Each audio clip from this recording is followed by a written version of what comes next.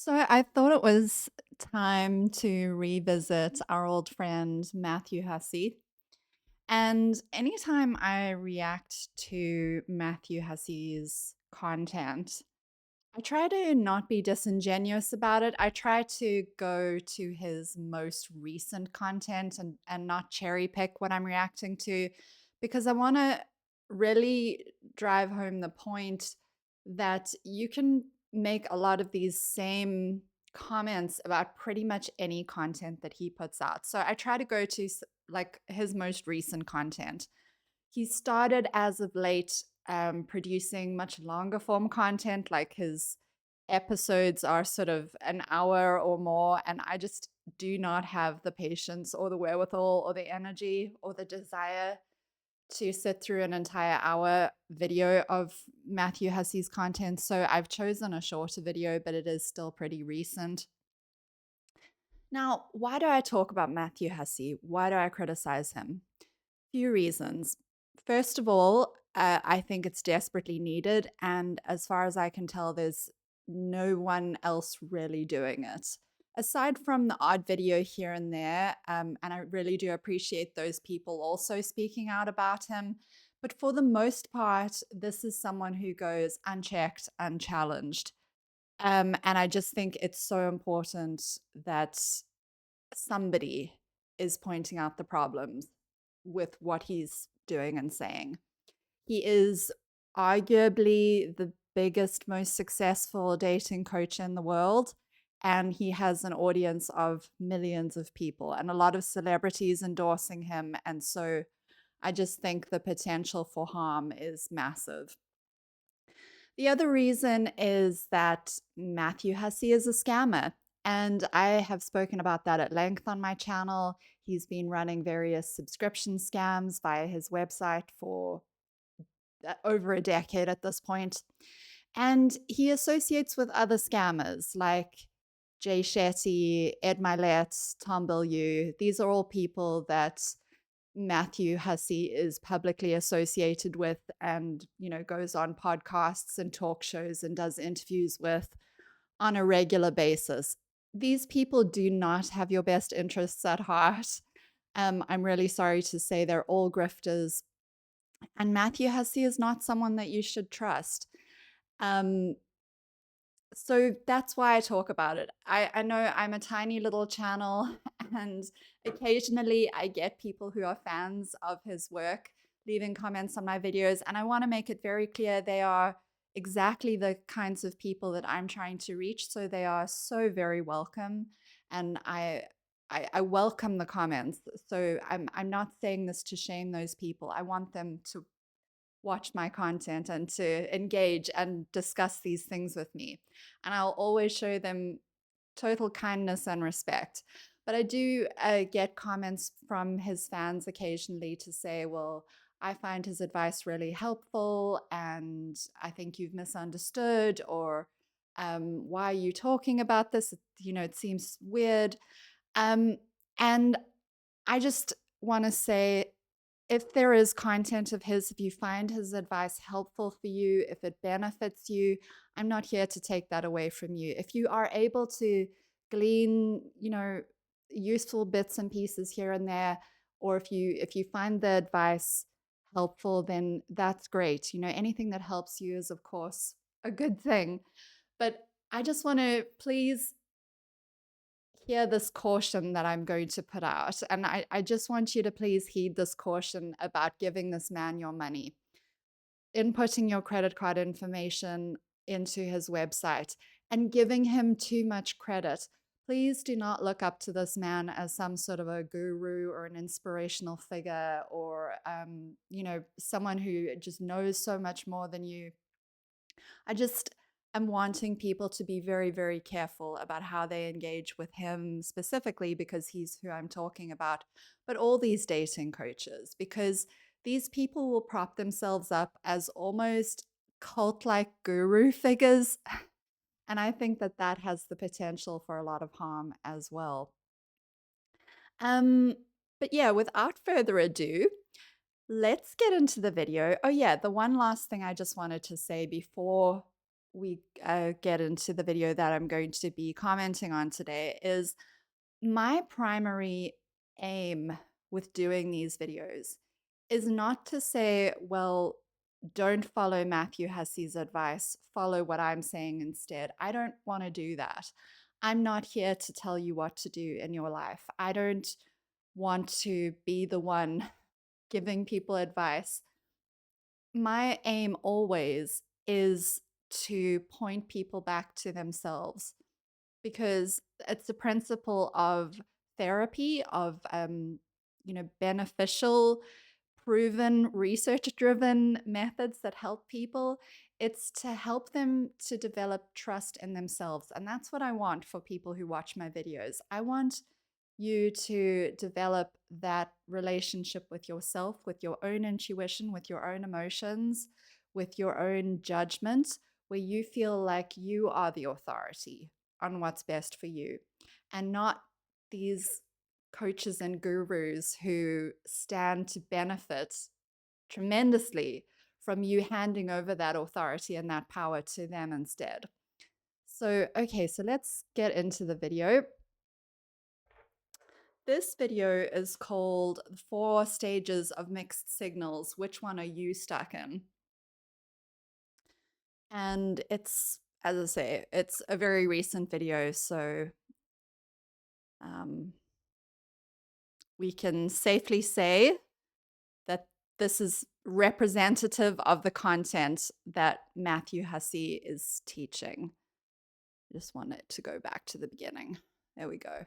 When someone we thought wanted us starts Just want to turn the volume down a bit because it always tends to be a bit loud.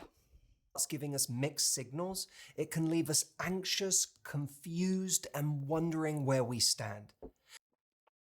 Now, I just want to specifically draw your attention to a couple of these adjectives that he's used here because he uses them throughout the video.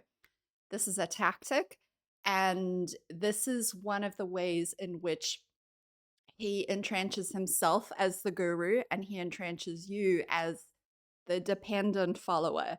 He uses words like anxious and confused, wondering where we stand. He's getting you to think of yourself as a victim in this situation, as like you're he's painting you as this kind of subordinate figure who's just desperate for answers, and he'll never describe the person that he's talking to as an empowered individual, as like someone who is strong and who is able to make decisions that they can trust in the moment. It's always you're this confused, scared, anxious wreck of a person who is like at the mercy of these emotions and just desperately searching for answers. And that's how he frames and characterizes his audience. It's very insidious. Whether you've just matched on a dating app or you're deep in a relationship, there are 4 stages of mixed signals that we must understand if we are to avoid getting our heart broken. So I'm convinced that Matthew Hussey has studied neurolinguistic programming because of the language that he uses to reinforce this message. You're heartbroken. You're you're entrenched in this pattern of attracting people who give you mixed signals, and he's reinforcing that with the gestures that he's using. And he does this a lot. It's what makes him a compelling speaker as well. It's like his all his gestures and words are matching up to reinforce the idea that you need his help and that you are stuck in this like awful position.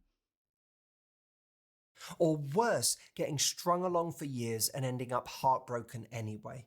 Listen, as I say, if once you notice it, and when I realized the language that he was using, getting strung along, heartbroken for years, getting strung along for years, these sorts of words, it's all to reinforce the message that this is something you need to be very afraid of. It's fear mongering. It's like, if you don't listen to me, if you don't internalize the advice that I'm about to give you, you're going to end up as this pathetic person. In this video, you'll learn which of the four stages you're stuck in and what you can do to clarify the You're stuck. So once you see it, you can he uses it constantly. And it's a sales tactic, it's a manipulation tactic. It's telling you what you feel, telling you who you are and what your experience is. situation, bring back your confidence, and get the commitment and emotional safety you're craving. So again, he's using that word craving as if like you're just this, empty, pathetic person who's like yearning and craving confidence and emotional safety because you don't have it right now. He uses that phrase, get back your confidence, because he's presupposing that you don't have any confidence right now. You don't have any emotional safety because this person who you're supposedly getting mixed signals from has completely robbed you of that. He doesn't allow for the possibility that someone can be a strong, empowered individual, even in that situation. It must be that getting mixed signals from a person completely strips them of their confidence and just leaves them as an anxious wreck. Let's jump in. Stage one, the pen pal phase. This is that moment where things feel exciting. You've just matched or exchanged numbers. You're texting constantly. The messages are fun. There's momentum. But one thing is missing. They're not actually asking you out. You start wondering, are they just shy? Are they waiting for the right moment? Do they even want to meet me? Here is the hard truth. A lot of people text just to feel connected. They enjoy the momentary validation, but they don't necessarily want anything more. What they really want is your attention, not your love. This is a valid point that he raises. A lot of people on dating apps and dating sites, or apps specifically, because that's how, most people who do online dating it seems to be through the dating apps.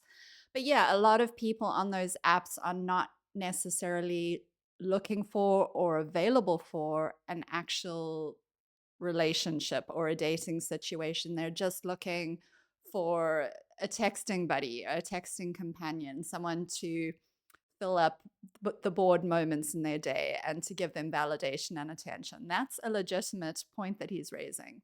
And it is something you have to be very aware of if you use these apps. But he talks about like, why are they not asking you out? He doesn't address, are you asking them out? Why is it on the other person to ask you out?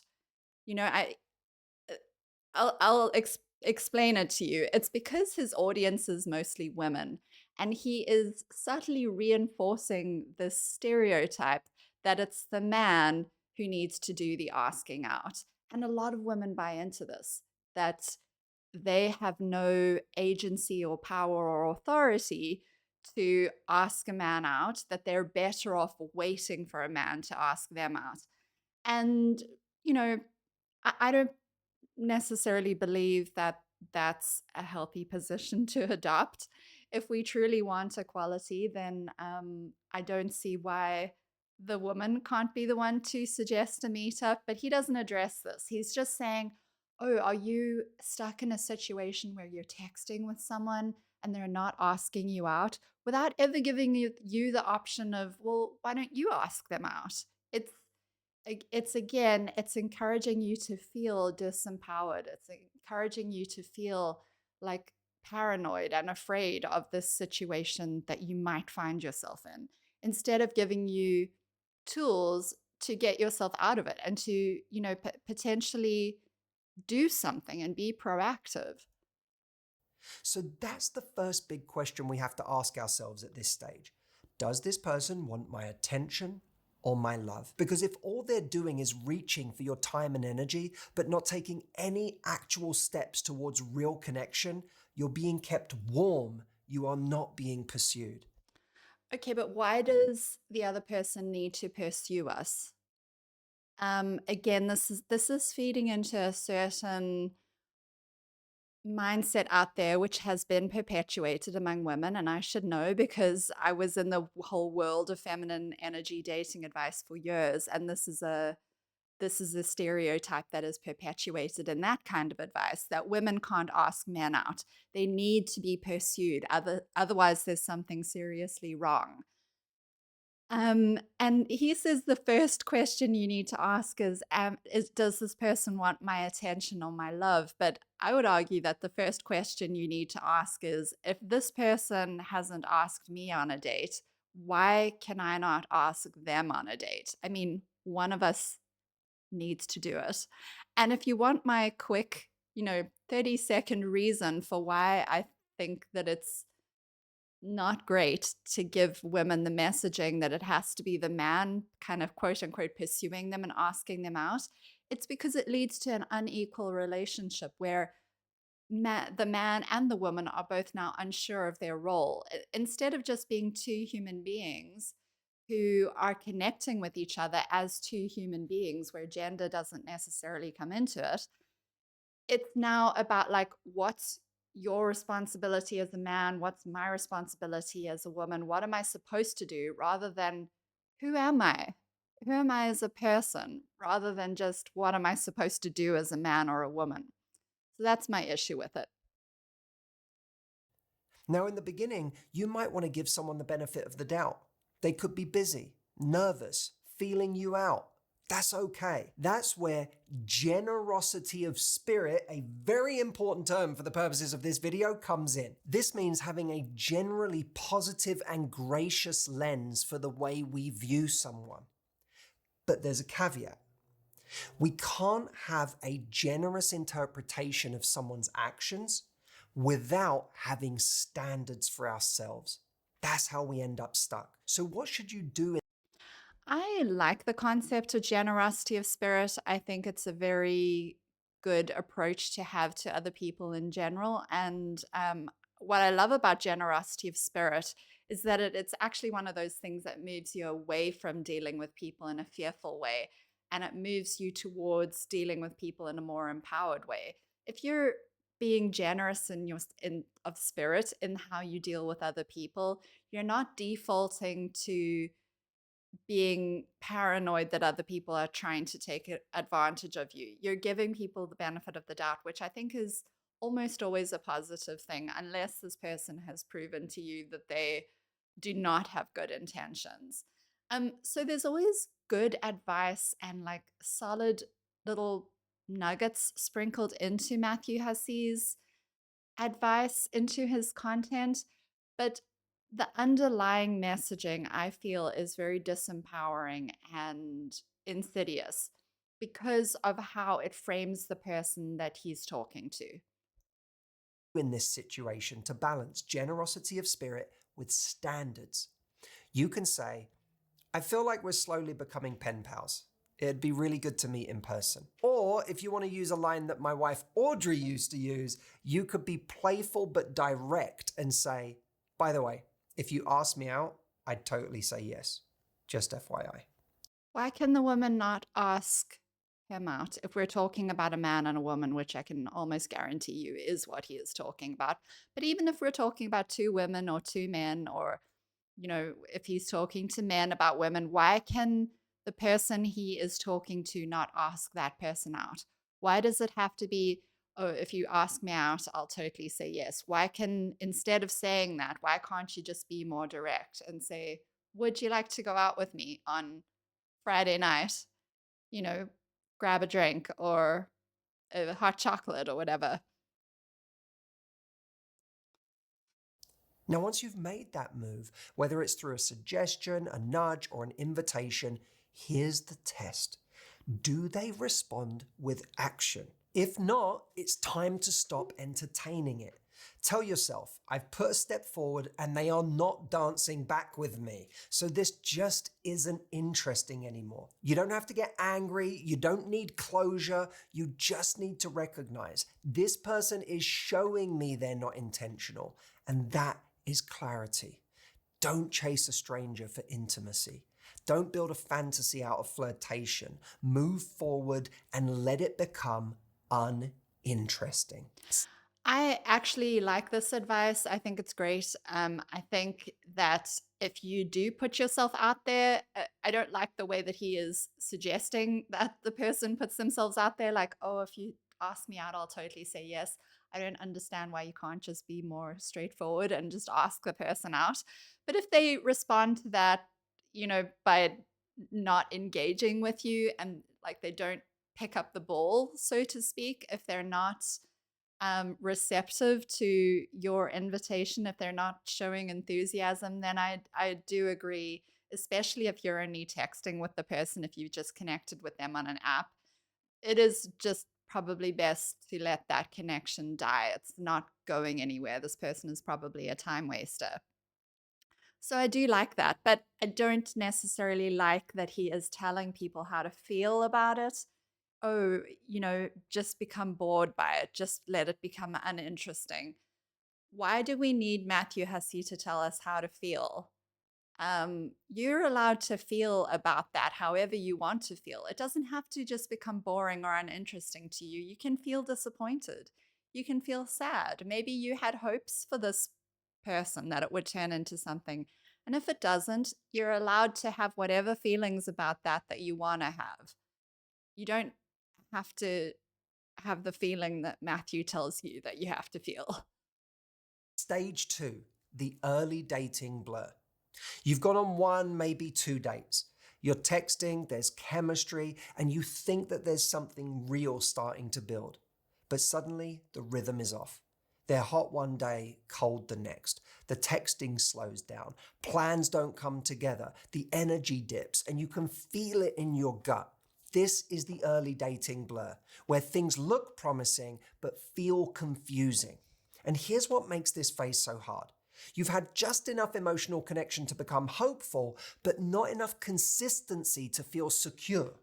So, what do we do?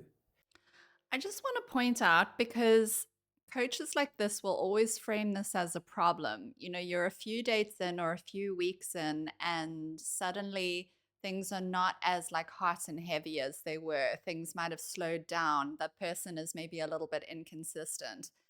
But they'll encourage you to feel panic about this. They'll encourage you to be afraid of this stage.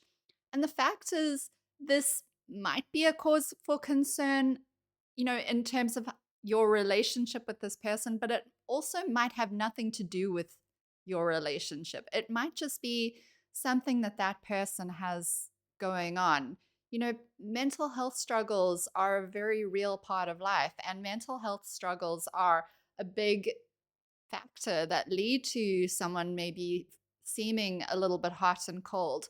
And instead of just assuming that this is this person giving you mixed signals and that it must be about you and it must be about their connection with you, why not just ask the person, are you okay? Is everything all right? Because people are dealing with all kinds of stresses. And as I say, um, health issues, including mental health issues, that can impact their behavior. And I think that it would be nice if we're hoping to actually have a romantic relationship with this person or some kind of intimate relationship with this person, instead of defaulting to thinking, well, this is this person giving me mixed signals and this must mean something about their intentions towards me. Instead, I think it would be nice to open up an authentic and vulnerable conversation with this person and just say, hey, is everything okay? You can talk to me. I've noticed that you've been a little uncommunicative, or you've seemed a little bit distant, and I just wanted to check in and just find out if everything is all right and encourage the person to open up to you, because that's how intimacy is actually built. And that's not my opinion. That's pretty much the definition of intimacy, is not making assumptions about the person, but communicating with them instead.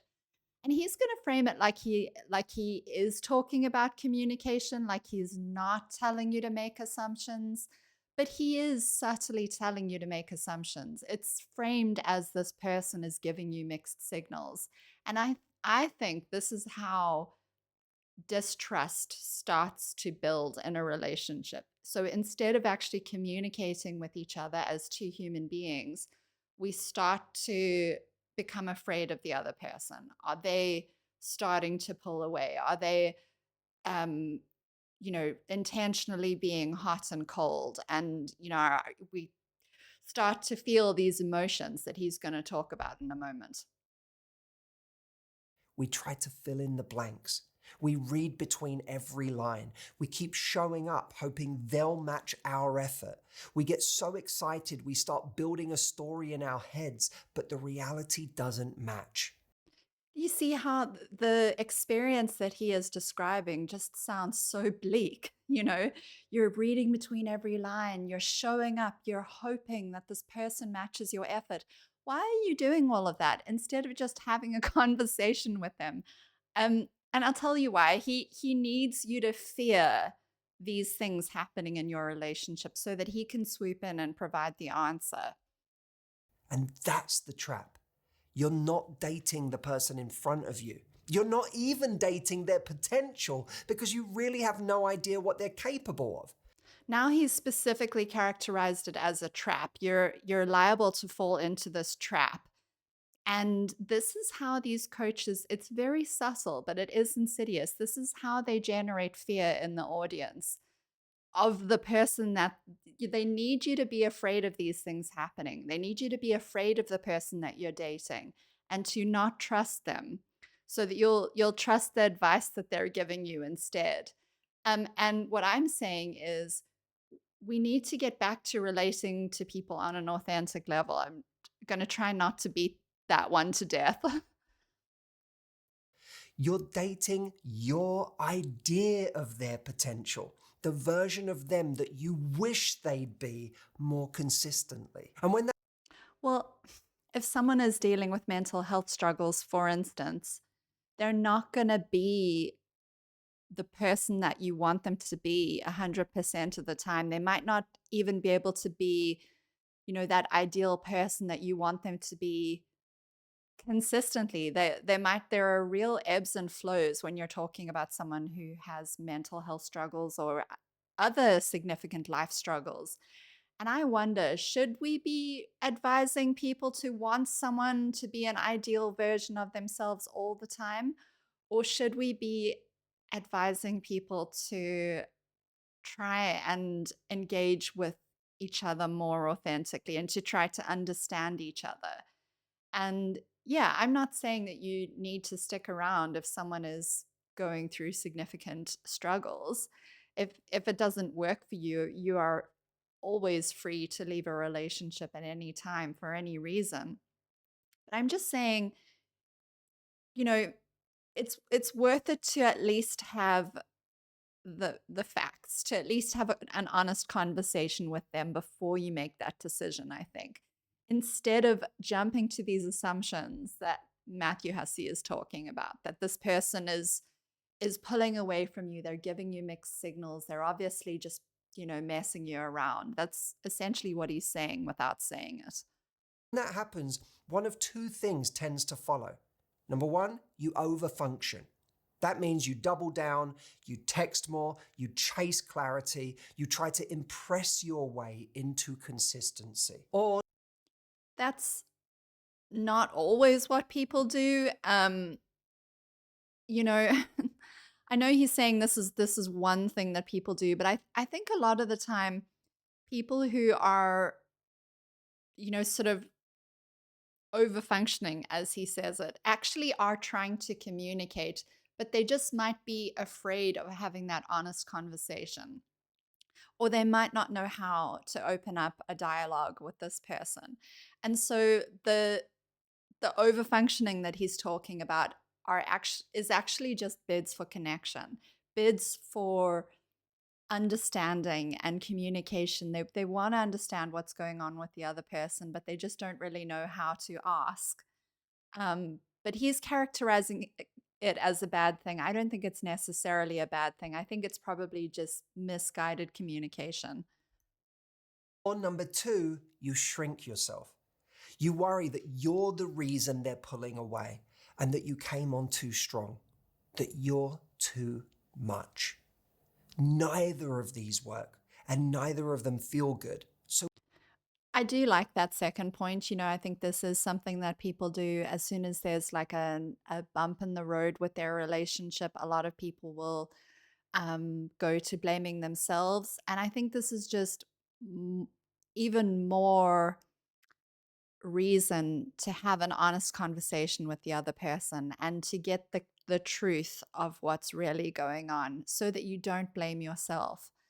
But I think it is a very normal human tendency to think that we must have done something. We take it personally.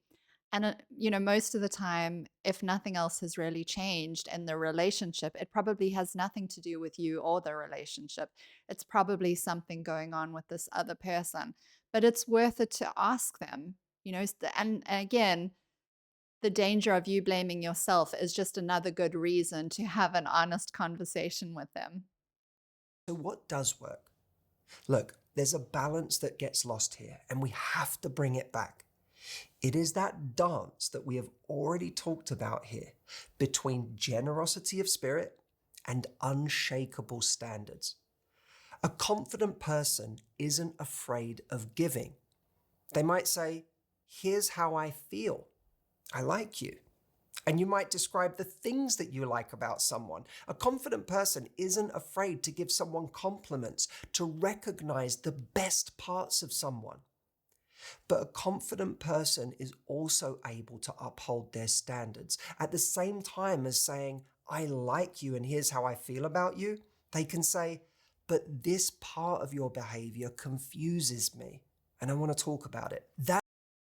I do like this. I think this is actually really solid. I like how he characterizes a confident person as someone who's not afraid to be generous with other people, who's not afraid to be open and almost vulnerable with other people by complimenting them, but who also has boundaries. I don't like the word that he uses, standards. I don't like that term, standards. To me, it it conjures up a bit of an icky like image for me. I prefer the word boundaries because for me, standards implies that this is something you're imposing on another person. You expect them to uphold certain standards. For me, boundaries are something that you implement for yourself.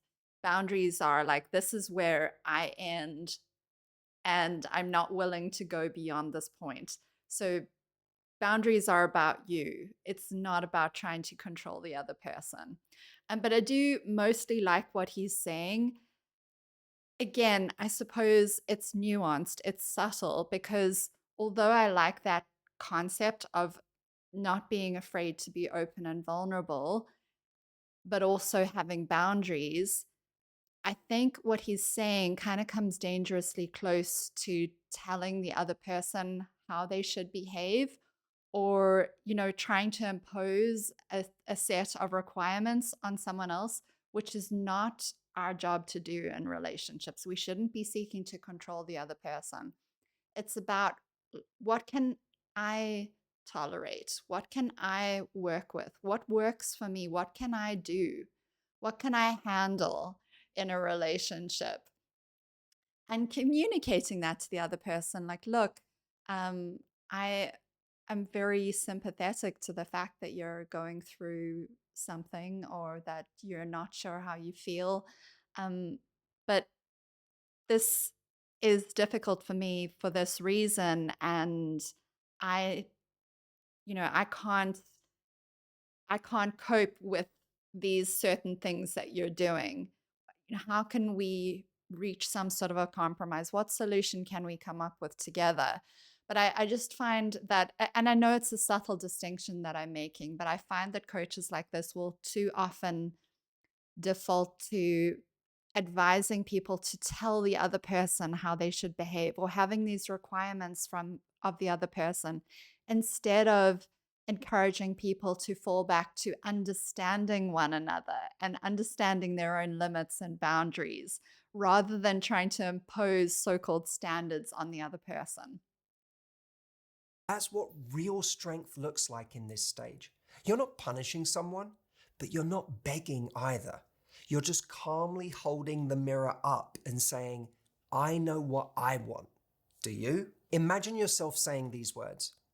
I'm really enjoying getting to know you, but I need to feel that we're moving in the same direction. Otherwise, I end up feeling disconnected. Now, what I love about this language is that the danger isn't for you. The danger, if they don't show up, is for them.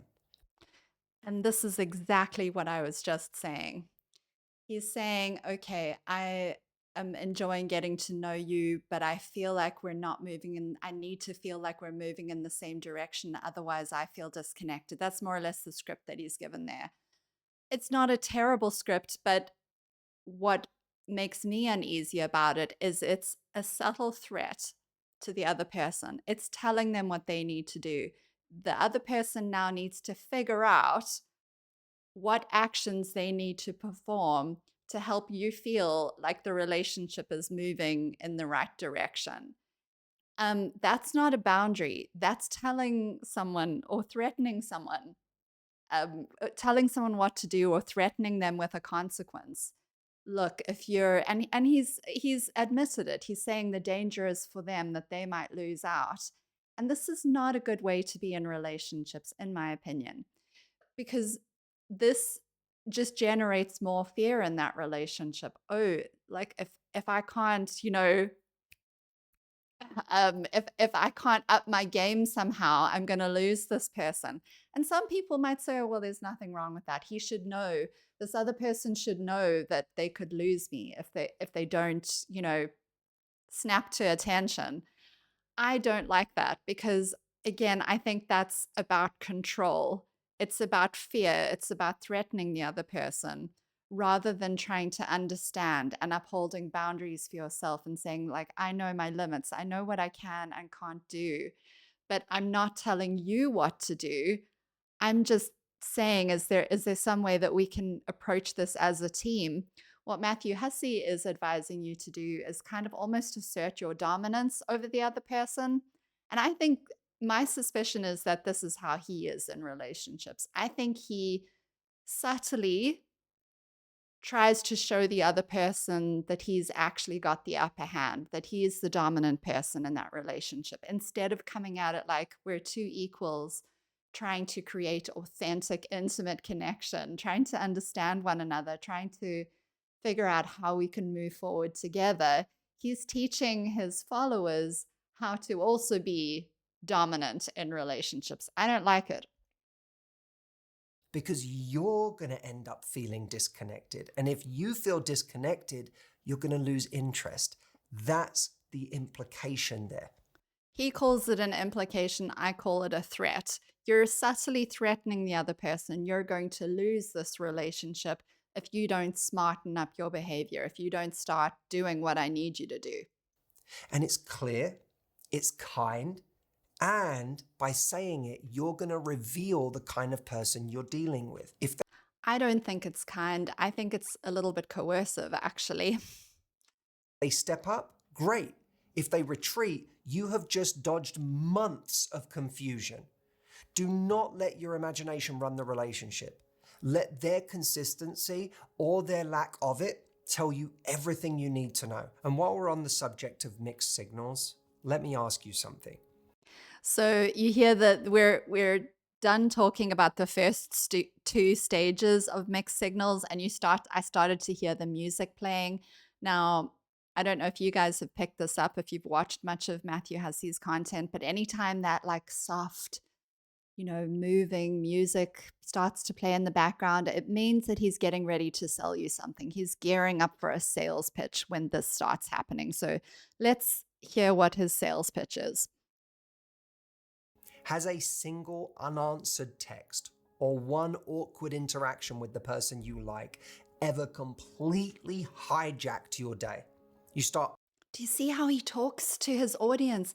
Has it completely hijacked your day? Like, has this turned you into an anxious, nervous wreck where you're unable to function? It's totally hijacked your day. These are fear tactics, and he uses them to try and sell you his products. overthinking, obsessing over every detail or the person. emotions run high, and Obsessing over every detail or the person, emotions are running high. He's really going to town painting this picture of a person who's totally out of control, who needs Matthew Hussey to swoop in and save the day. even though you know it's not rational, it's like all logic shuts down. You feel completely You're a totally irrational person. You've lost touch with reality. All logic has completely gone out the window. If you don't have my product here to save the day in that moment, who knows where you could end up? You could end up on the streets. You could end up like Glenn Close in Fatal Attraction, if not for this solution that I'm about to sell you. hijacked and out of control. If that sounds familiar, I want to give you something that will change that. I have created a simple 3-step system that I use to regain control when I feel that way. And it has helped thousands of people who have come to my retreat. By the way, just as a side note, this music that he's got playing in the background, this very emotionally manipulative music, is the same sort of music that you hear playing in these charismatic churches when they're doing their altar calls. Like, who wants to come up to the front and, give their lives to God? Who wants to join the church? Who wants to make a commitment? It's this cult-like tactic, um, which is and I'm sorry if you're offended by me calling tactics used in charismatic churches cult-like, but that's just what I think.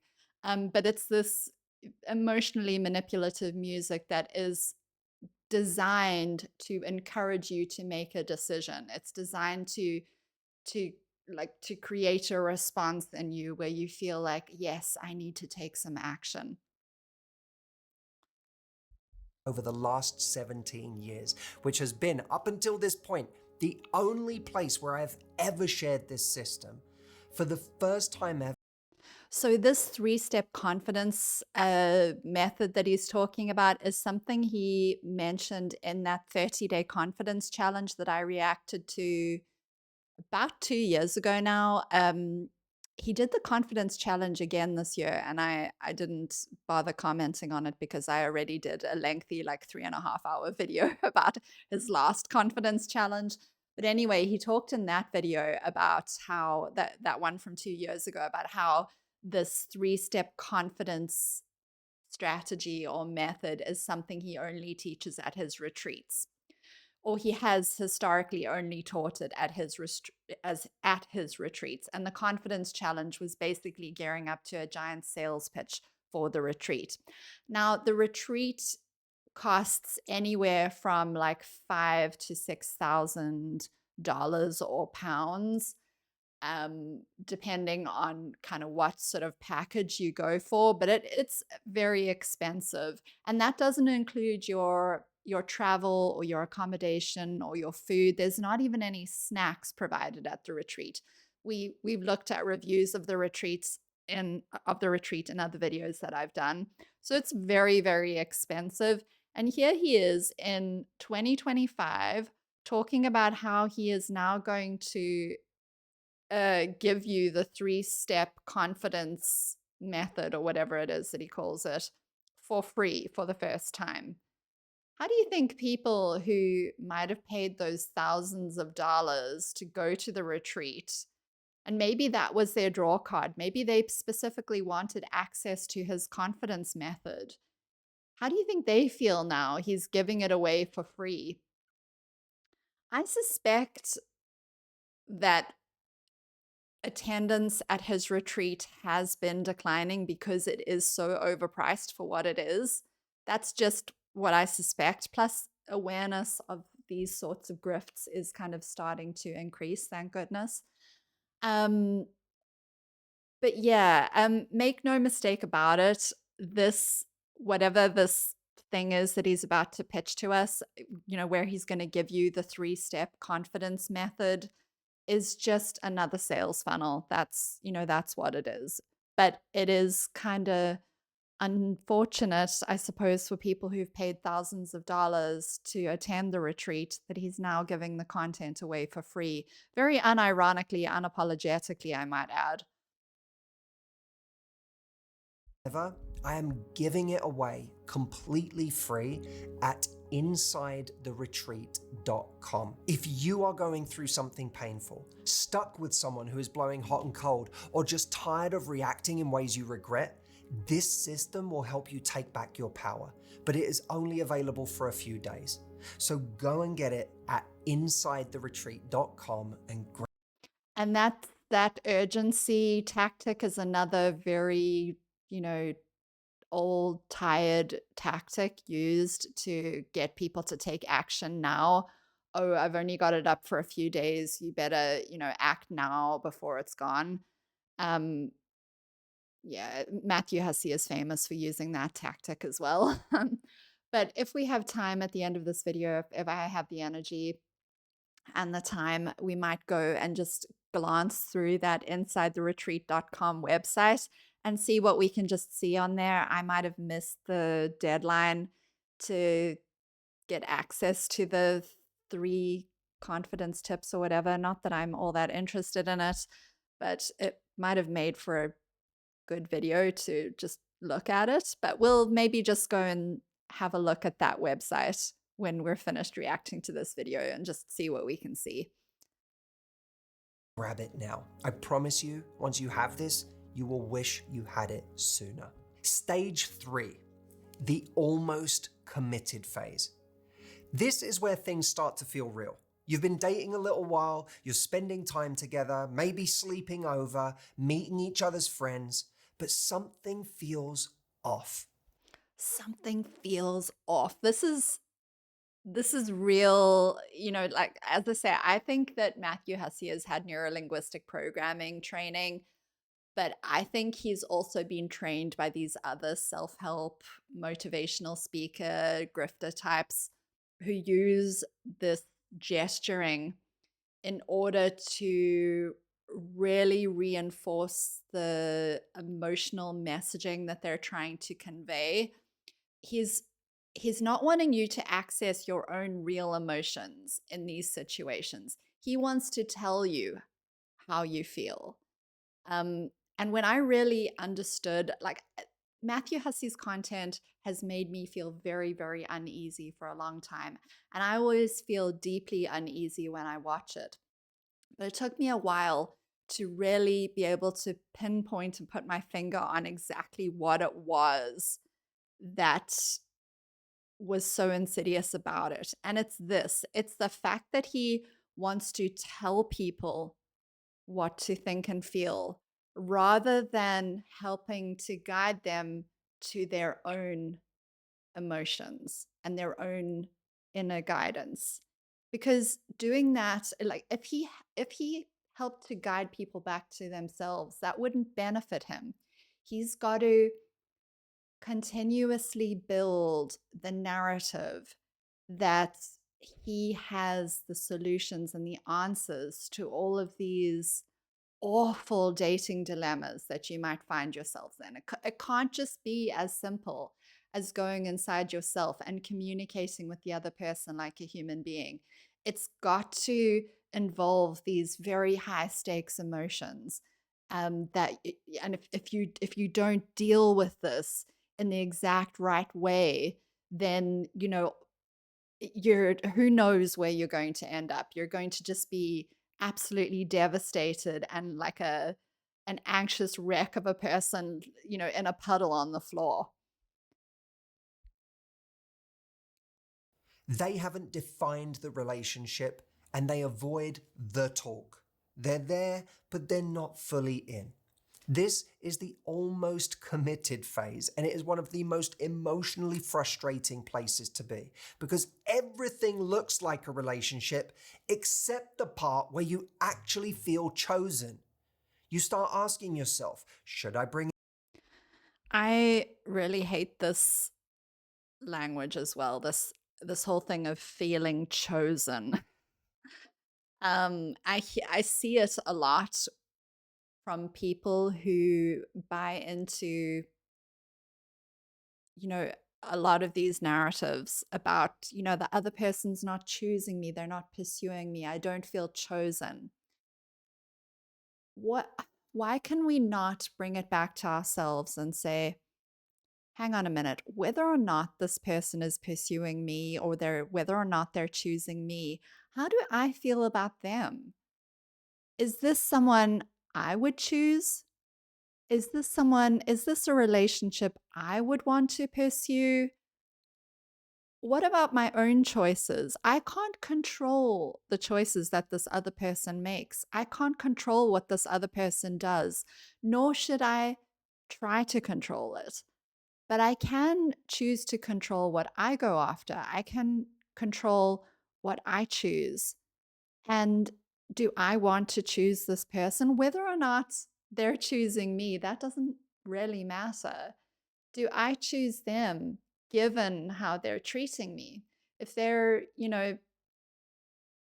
being you know, ambivalent towards me, if I feel like this relationship is not something that's making me happy, it's not something that I really feel like I can handle or work with, would I do I still want to choose this person? If the answer is yes, then you have a place, you actually have something to start with. Okay, yes, I do want this relationship. Okay, what is my next move?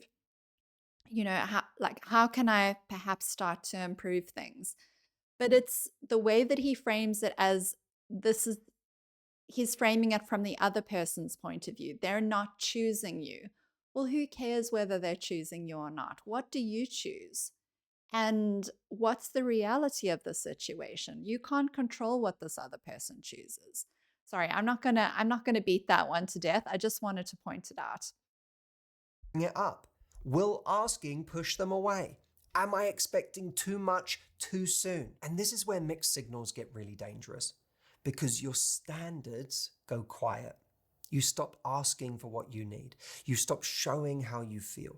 You try to keep the peace and you hope that they will get there on their own. You Well, you can ask for what you need, and of course you can open up conversations about what you need, and that's great. And any honest conversations that you're having in that relationship, will hopefully bring you closer together, and will, or at least bring you more truth and more clarity. But you can't control whether or not this other person is going to meet your needs.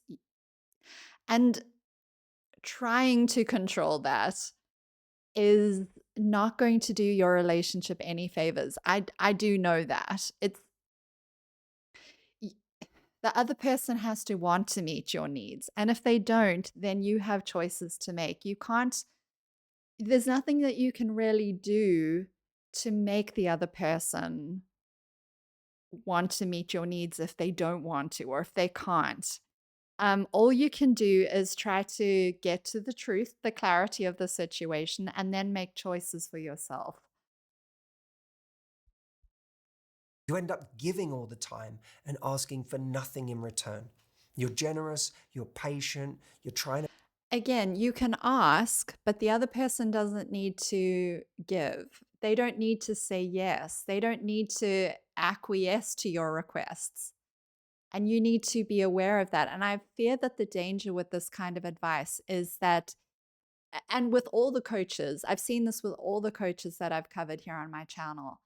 The problem is that they lead you to the belief that if you just ask in the right way, if you just use the right wording, if you just use the right strategy and tactics, you can actually influence whether or not this other person will give you what you want.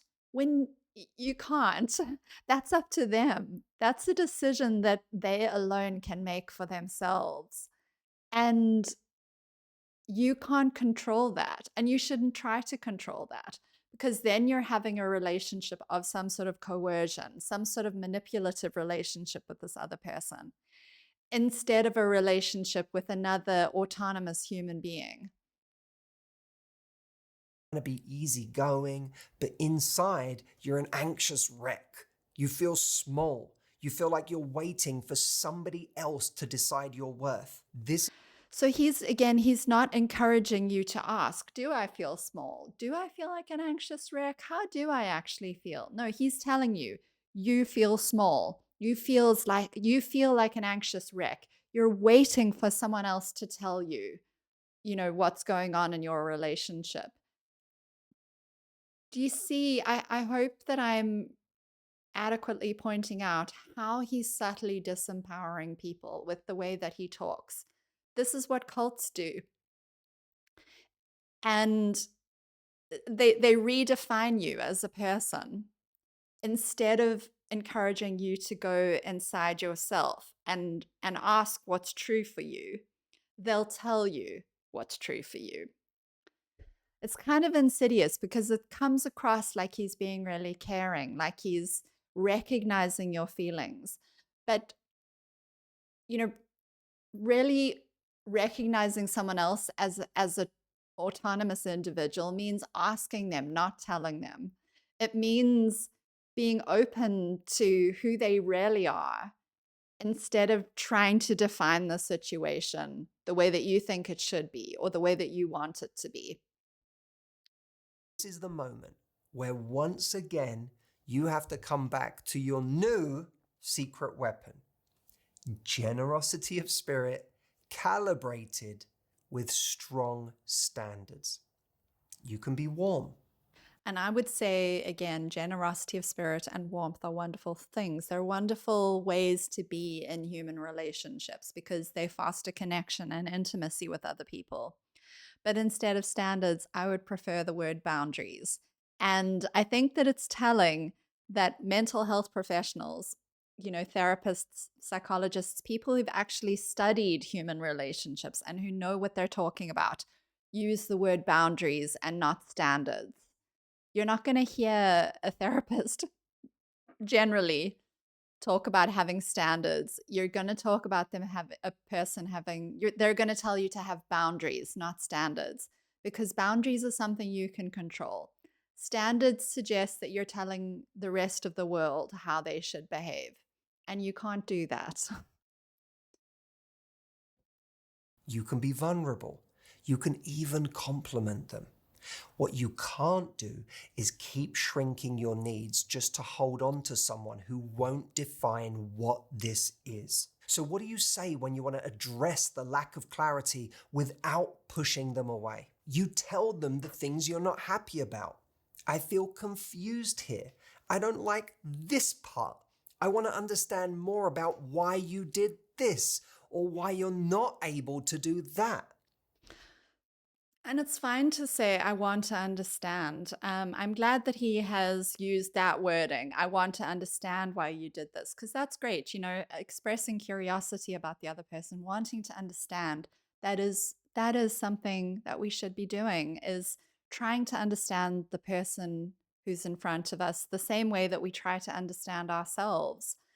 But I fear that where he is going with this is that this is all leading to him suggesting that we need to require the other person to do certain things, that it's all supposed to be leading up to a point where the other person is changing their behavior.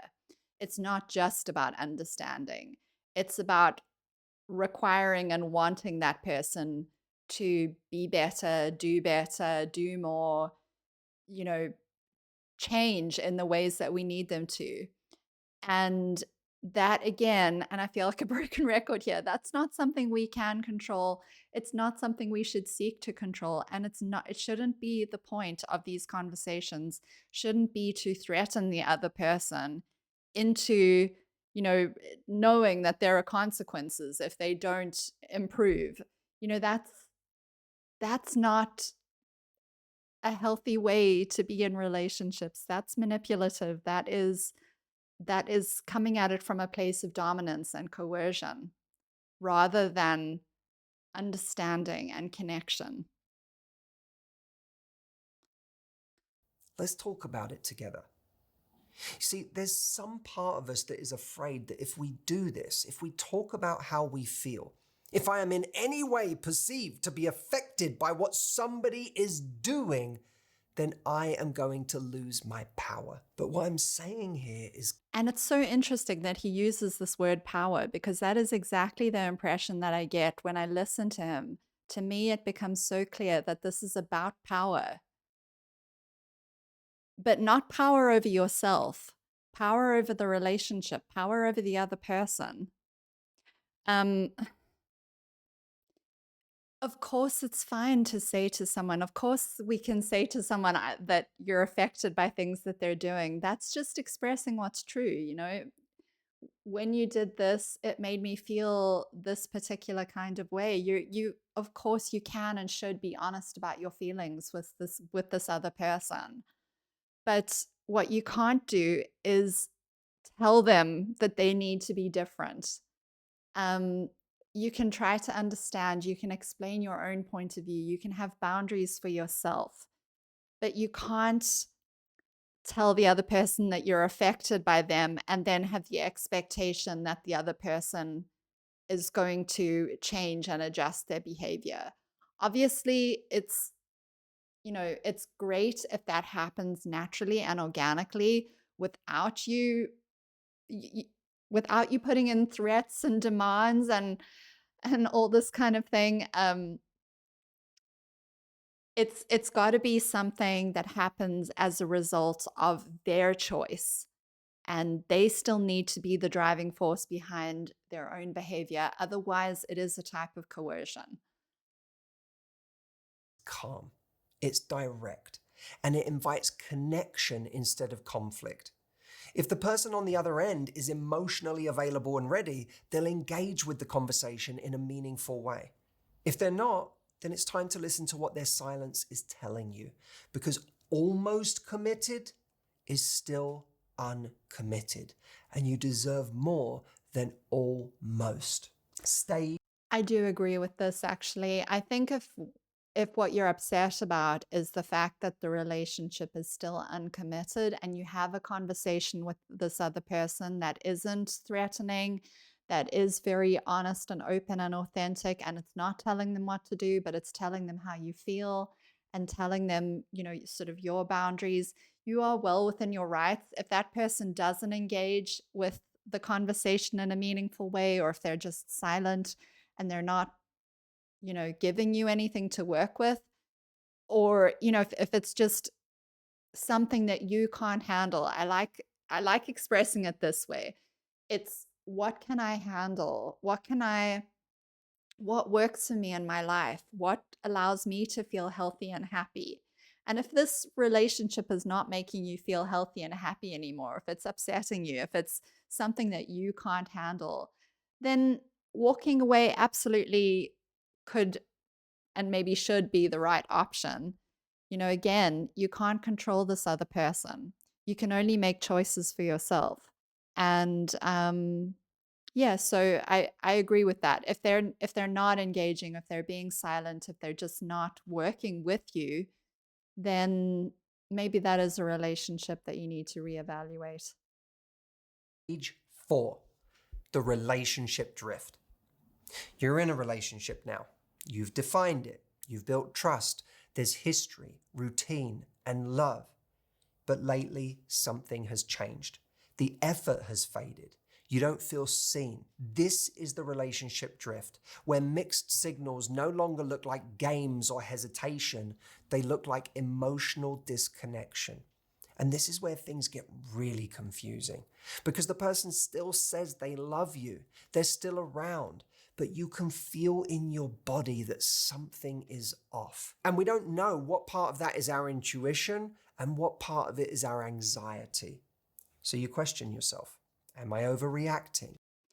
I mean, I think this is fair enough. Although, again, I hope that if there is love there in the relationship, if this is a relationship that has a foundation, if it's one that's mostly healthy, or it has been mostly healthy, I'm hoping that you've built a foundation of strong communication with this other person, that that connection has been built on, regular, honest communication where you feel like you can share your feelings, you can share what you've noticed, you can share with each other. I'm hoping that that communication is there. And like, of course, an element of confusion can still creep into that. Like, oh, is this me? Is this the other person? Is it Are we really being disconnected? Am I just feeling anxious?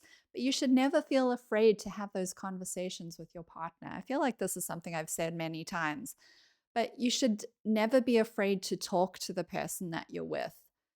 Um, if you feel like conversations, real conversations about how you're honestly feeling and about what you're noticing, if you feel like those are something that you're afraid to have or you don't feel free to have those conversations, I think that's potentially not a great sign because I think free and open and honest and authentic communication should be present pretty much all the time in a relationship, in a good and healthy relationship. So I'm hoping that if you if you have built up a strong foundation of communication, hopefully you're not grappling with these feelings of self-doubt for too long before you're opening up with your partner and having a conversation about it and trying to get a bit more clarity about what's going on. Is this just a phase? Should I be more patient? And then you begin to tolerate more than you should. You stop voicing your needs. You convince yourself it's safer to be silent than to risk rocking the boat. But I don't like this. I really don't. I think, he's allowing things in what he's describing. He's allowing things to get to this point where he's like, you're just being silent. You don't want to rock the boat. Why are we not scaling things right back and saying and advising people to have conversations with their partner, to be talking to them, to be opening up dialogue, trying to understand, trying to seek understanding from our partner? Why are we letting it get to the point where, there's this stonewalling and silence going on and passive aggression and anxiety? It's all building up to this point that he's describing that it should never have got to. here's the truth: silence doesn't protect connection, it erodes it. And if someone's emotional absence has become the new normal, you need to ask a real question. I mean, I do agree with that. Silence is not good for connection, especially if you are having all these feelings that he's describing. If that is your experience, then silence isn't the answer. Communication is the answer. And again, hopefully you've built a foundation with this other person where you can talk about things. But if you can't talk about things, I really would question, what have you really got in this relationship? Because communication is just the foundation of any relationship, really. And if this person won't communicate with you, then I don't really quite know where that leaves you. You can say, I know relationships change and evolve, but I've been feeling a bit disconnected from you. Can we talk about what's going on and how we're both feeling? This is not an accusation. I do actually like that. I think that's great. Can we talk about what's going on and how we're both feeling? I think that's great because that is a statement that invites communication and understanding and connection and just encourages both people to open up. Yeah, like you said, it's not an accusation. I actually really like that. It's not a threat. It's an invitation to check in and come back together.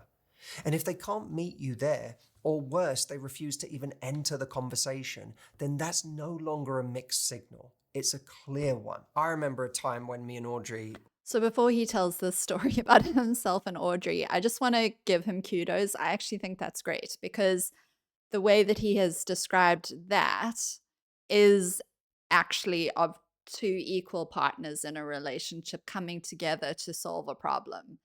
And he's right. If they won't even enter the conversation with you, then you've really got to ask yourself, well, what do I actually have here? If we don't have communication, then what's left? So I do like that. I just wanted to acknowledge, I actually think that's great advice. were early in our relationship where we were committed, she could sense some disengagement on my part. When she talked about the future, she sensed me going quiet and not really participating. And it worried her because she felt like I wasn't in it to the same extent that she was. I've spoken before in other videos about how I believe that Matthew Hussey for many years was a player. He's married now, and I can only hope for Audrey's sake that he's a good husband and that he is committed. And I don't have any evidence to the contrary, so I'm not going to make any assumptions about that. But I do think that he was a player, not really wanting to commit for a very long time. And there are things that he says in his videos which point to that quite clearly. And I think this is one of those times. He was actually in a serious relationship with Audrey, but she could feel that he was kind of disconnected and he didn't want to talk about the future. And again, I just want you to remember this man is propping himself up as a dating guru and as a relationship guru. And he was at that time. The whole time that he's been in a relationship with Audrey, he has been putting himself forward as a relationship expert. And yet, this is how he was behaving in his own relationship. So please bear that in mind anytime you are tempted to defer to him as being some kind of all knowing expert guru who, knows everything about relationships.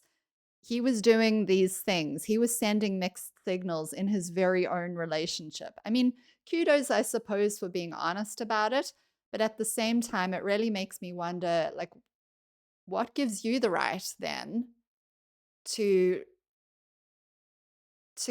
to speak about how to cure these mixed signals, or how to identify a partner who's giving you mixed signals, if this is exactly the kind of thing that he was doing himself not that long ago? She tried to talk to me about this, and I got defensive, and we ended up in a bit of a frosty situation that day. That doesn't sound like very healthy communication behavior. That doesn't sound like very healthy communication, or a very healthy communication style coming from someone who's supposed to be an expert. I mean, it doesn't surprise me coming from him. This is I do get the impression that he is someone who behaves like this in his private life. Someone tries to call him out or tries to have an open, authentic conversation with him, I can see him as the sort of person who would freeze them out. Um, but again, I find it kind of troublesome that at the same time he is seeking to advise people about how to create more connection in their relationships. In an effort to distract and run interference, as Tom Hardy would have said to Leonardo DiCaprio in Inception, I hired a puppy party. I've since learned that the industry of puppy parties might not be a sustainable one. So I'm sorry for the animal lovers out there. I didn't know. But Okay, I would think anyone who is a genuine animal lover would find it fairly obvious why puppy parties are a problem. You're talking about baby animals, you know, highly intelligent, highly sensitive, highly evolved mammals. When they are babies, they need a lot of rest. They need the right kind of interaction with human beings. They need very constructive training and, you know, constructive behavior reinforcement. And these puppy parties are essentially free for alls where large numbers of puppies who are not socialized properly and not socialized with each other or with these strangers, the people who are attending the puppy party, they're just being kind of dumped amongst these people that they don't know. It's very overstimulating for the puppies. It's, can result in unwanted behaviors from the puppies, like biting or scratching or digging, or behaviors that you wouldn't want in that dog as it grows up to be an adult. There can be very negative experiences for both the puppies and the people. It's exploitative because puppies are they're babies, and so they need a lot of sleep and a lot of rest, and they're often not being allowed to rest and sleep properly in these situations. I would have thought it would be fairly obvious why puppy parties are very problematic and unethical.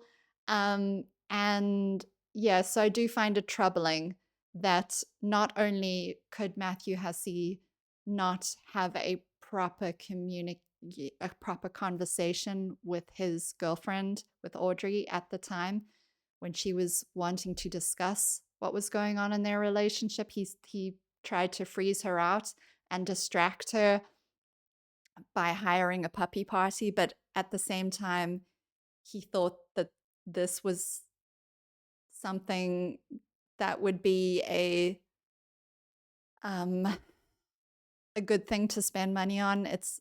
I just, it's very disappointing. It's disappointing. It makes me sad, actually, for both Audrey and for the puppies. At the time, it was the best idea I had for distracting her. It wasn't like a conscious thing to try to distract her. I was just trying to like gloss over everything. Anyway, she frolicked with the puppies. She had the best time. I'm not sure that glossing over problems is any better than trying to distract someone. It's pretty much the same thing, got the same outcome. And as soon as the puppies left, she turned to me and was like, so let's get back to our conversation. She didn't get distracted.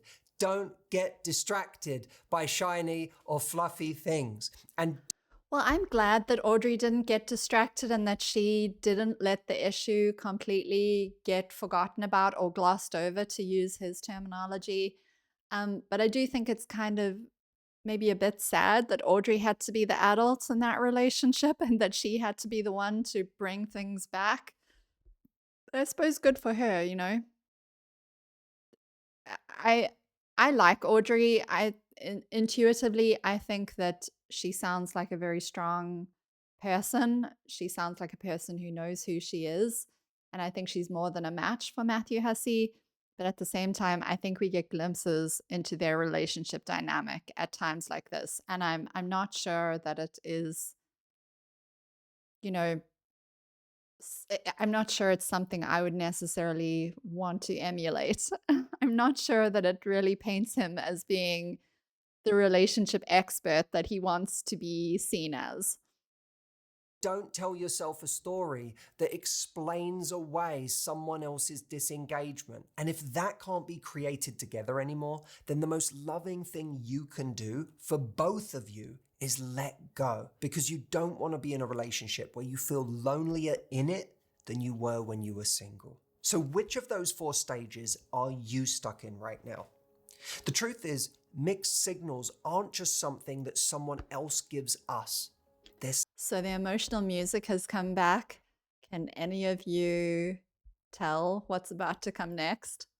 something we accept when we don't trust ourselves. We stay in confusion because clarity feels risky. We tell ourselves stories because silence hurts. We hold on to hope even when someone's actions are giving us the answer. But the most powerful signal in your love life isn't what they do. It's what you decide to tolerate. It's how quickly you listen to your gut. Their actions are not the only signal. You are a signal. When you're willing to say, this isn't enough for me, their mixed signals lose their power. I just want you to notice again, he's trying to portray it as if this is an empowering thing, as if these are empowering messages that he's giving. But notice how focused everything he's saying is on the other person. It's all about their mixed signals. Their behavior is not enough for me. It's at no point has he encouraged his audience, anyone listening to his video, the people that he's giving this advice to go inside themselves and be like, what do I really want here? What am I really feeling? And recenter the narrative on themselves. It's all about this other person and how the other person is falling short. That's how it comes across to me anyway. Let me know what you guys think. You stop waiting to be chosen and you start choosing yourself. So go back through these 4 stages. Well, it's not just about choosing yourself. It's also about what choices do you want to make in the relationship? It's kind of the way that he is framing it is as if the other person is driving the relationship. And the fact is you have agency inside that relationship as well. You can also influence the relationship.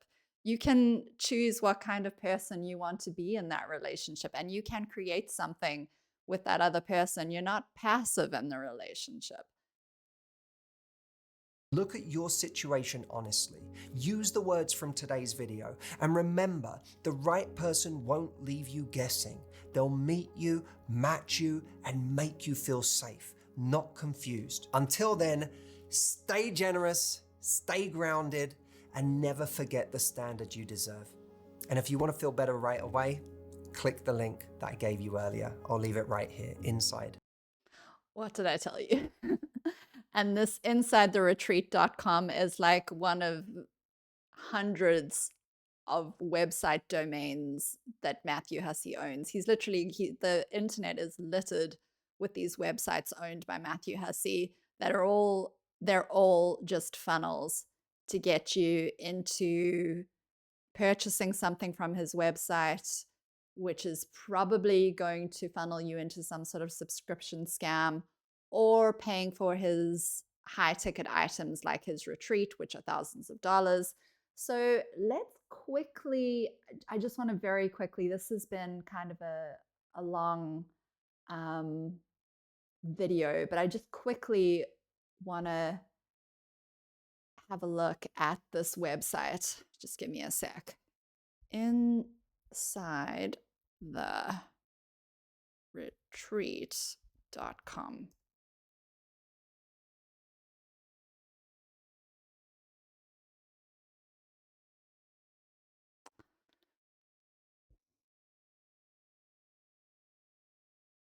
Okay, let's just have a quick scroll through.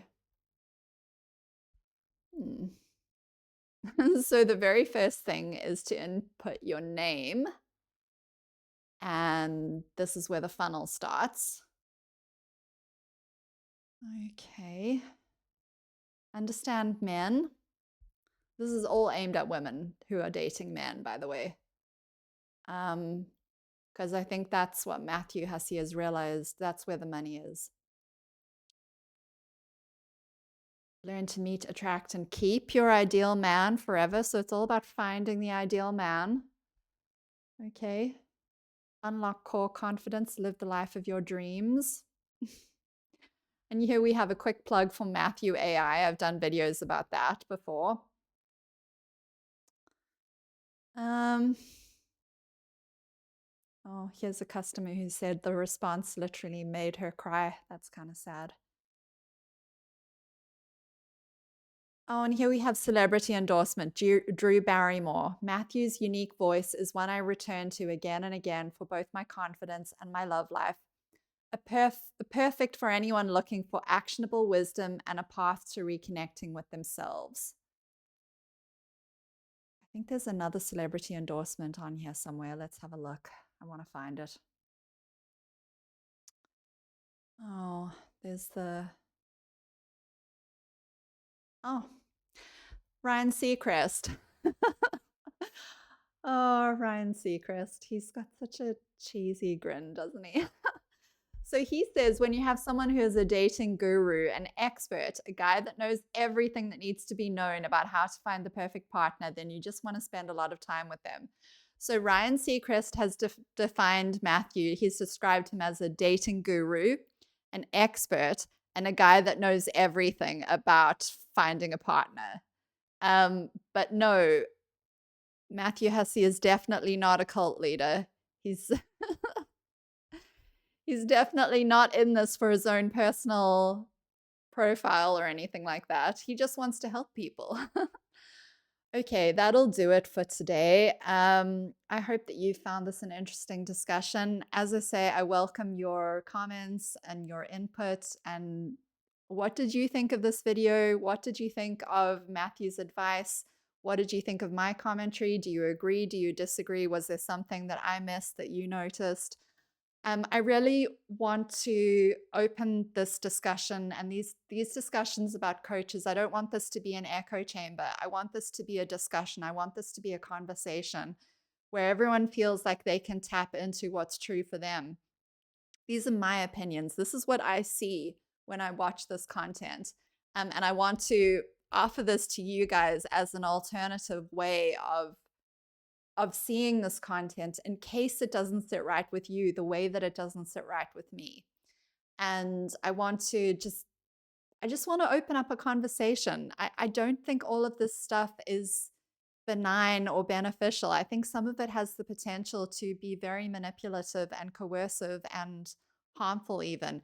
And that's not even touching on Matthew Hussey's actual credit card scams.